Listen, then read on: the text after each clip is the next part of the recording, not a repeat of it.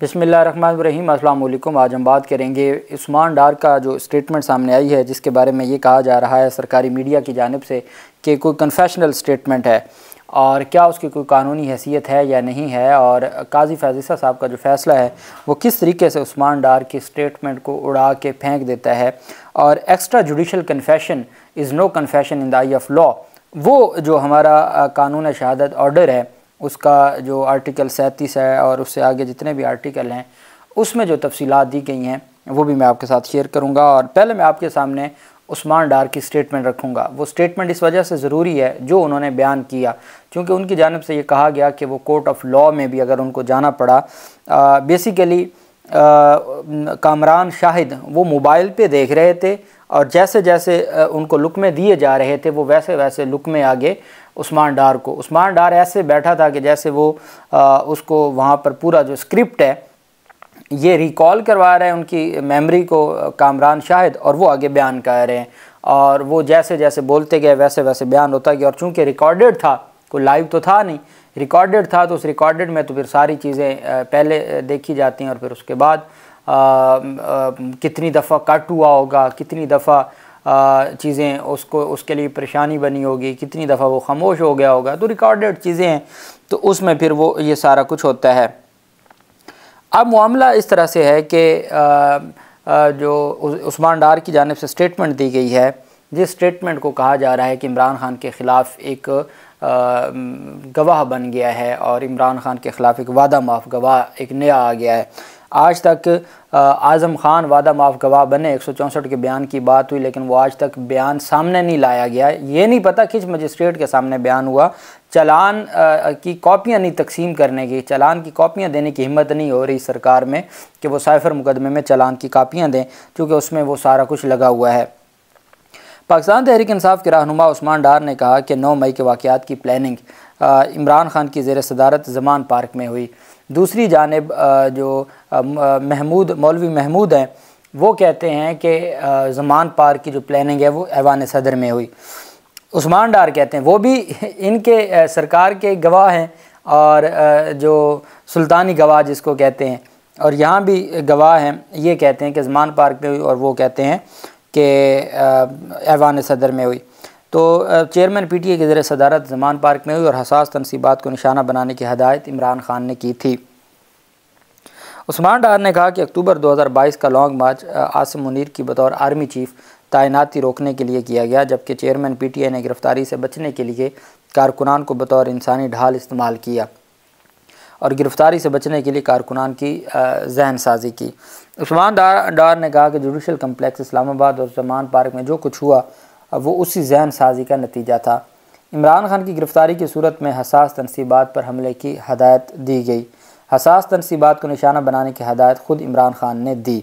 अब अगर आप 9 मई की वीडियोस देख लें जिसमें सियालकोट कैंट की तरफ मार्च करने का उस्मान डार कह रहा है, जो बिल्कुल गलत था, और मैं ये समझता हूँ कि 9 मई को अगर कहीं को प्रोवोक किया गया है तो वो ये उस्मान डार जैसे लोग थे या मुराद रास जैसे लोग थे। बदकिस्मती ये है कि जो असल किरदार थे, या फवाद चौधरी कहा करते थे कि कफन बांध के हम इस्लामाबाद की तरफ आएंगे, वो तो आराम से घरों में बैठे हैं। जो असल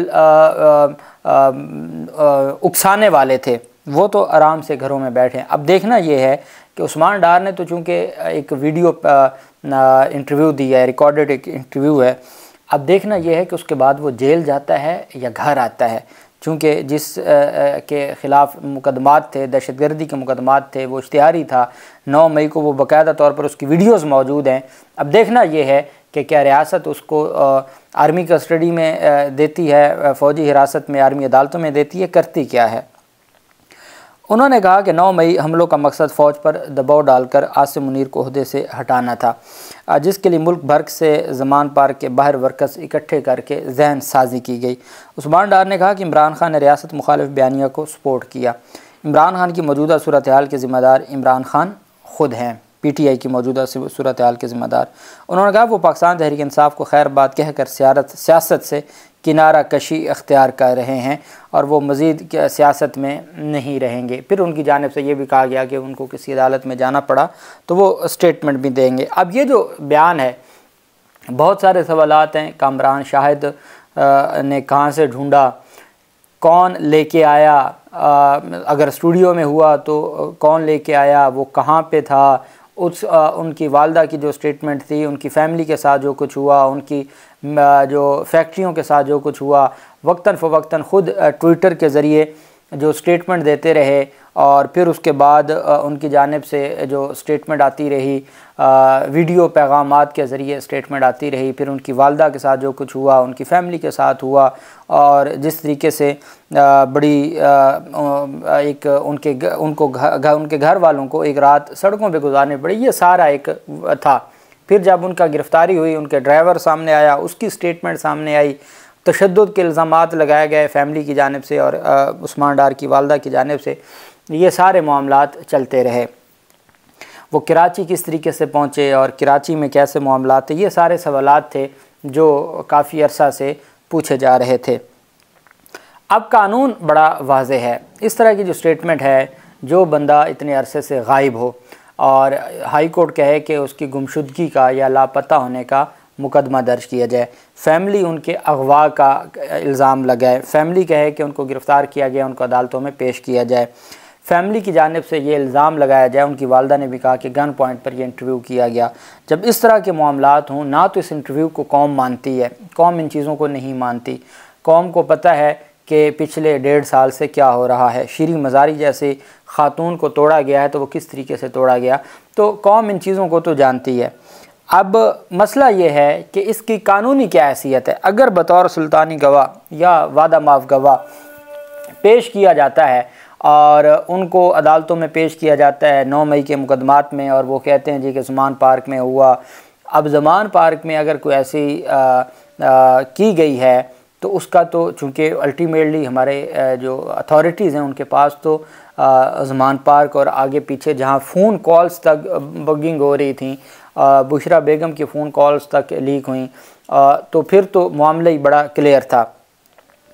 अब इन सारी चीज़ों को मद्देनज़र रखते हुए अगर ये वादा माफ़ गवाह बन जाते हैं तो एक्स्ट्रा जुडिशल कन्फेशन जो उन्होंने कामरान शाहिद के प्रोग्राम में कहा है उसकी कोई हैसियत नहीं है। कामरान शाहिद वो हैं, आपको याद होगा सानिया मॉडल टाउन की जो बाक़ी नजफ़ी कमीशन रिपोर्ट थी वो भी सबसे पहले कामरान शाहिद को ही दी गई थी, और कामरान शाहिद ने फिर वो आगे उस वक्त उसके ऊपर प्रोग्राम किया था।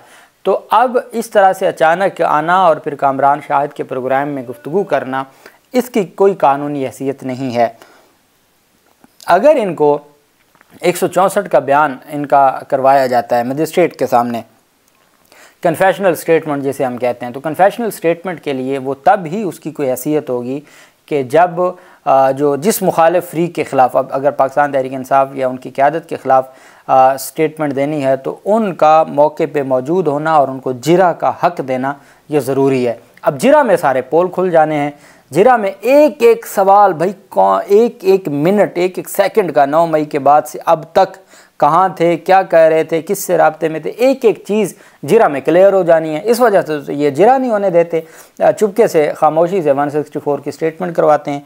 अब वो जो 164 की स्टेटमेंट है जो बग़ैर नोटिस के और बग़ैर मौजूदगी के, उसके ऊपर काजी फैज़िसा साहब ने हुदैबिया पेपर मिल केस में इसहाक डार की जो शरीफ ख़ानदान के ख़िलाफ़ 164 की स्टेटमेंट थी उसको डिस्कार्ड किया था।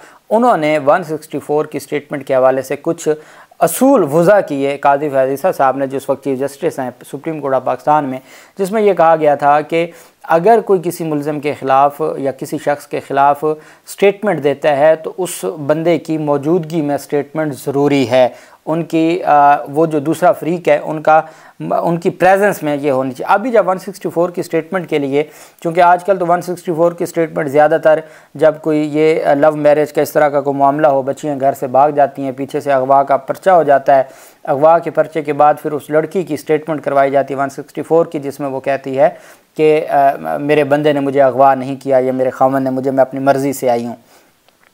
उसमें भी 24 घंटों का नोटिस किया जाता है, मुतलका जो उस बच्ची के वालिदैन या भाई होते हैं उनको नोटिस किया जाता है, और नोटिस के बाद उसी दिन, जिस दिन 164 की स्टेटमेंट के लिए एप्लीकेशन दी गई, उसी दिन रिकॉर्ड नहीं होती, 24 घंटों का नोटिस ज़रूरी होता है। तो ये कानून की रिक्वायरमेंट है। काजी फैज़िसा साहब ने कहा कि उसमें उनकी प्रेजेंस और जिरा का हक़ ये दो ऐसे रिक्वायरमेंट्स हैं कि जिसके बगैर कोई कानूनी हैसियत नहीं है ऐसी कन्फेशनल स्टेटमेंट की। इस वजह से जिनको जो सरकारी साफ़ी हैं जिनकी जानिब से ये बार बार कहा जा रहा है कि अगर तो आप समझते हैं और आपको लगता है कि जो उस्मान डार हैं उनके जो इल्ज़ामात हैं वो दुरुस्त हैं तो उनको पेश करें मजिस्ट्रेट के सामने और बुलाएं पाकिस्तान तहरीक इंसाफ के वकला को, उनको करने दें जिरा। वो 6 घंटों की जिरा हो, वो 2 हफ्तों की जिरा हो, भाई 6 महीनों का जो 5 महीनों का सारा कट्टा छटा खोलना है तो वो 2 हफ्तों की जिरा। तो फिर कभी हमारे वकला ने एक एक गवाह पे कितने कितने दिन जिरा होती रहती है, तो फिर ऐसे जिरा कर लें। तो ये उसकी रिक्वायरमेंट है, ये काजी फैज़ल साहब की जजमेंट है और ये उस्मान डार की स्टेटमेंट है। उसमें फिर जो उनकी वालदा की स्टेटमेंट है वो बहुत अहमियत अख्तियार कर गई है कि उनकी वालदा ने जो गन पॉइंट का इल्ज़ाम लगाया या उनकी फ़ैमिली जो गन पॉइंट का और सारा इल्ज़ाम ख्वाजा आसिफ पे लगाया जा रहा है, ये बहुत अहम चीज़ें हैं। और इस वजह से कानून में इस इंटरव्यू की या इस तरह की स्टेटमेंट की कोई हैसियत नहीं है। अल्लाह पाक पाकिस्तान का हामी नासिर हो। बहुत शुक्रिया। अल्लाह हाफिज़। पाकिस्तान जिंदाबाद।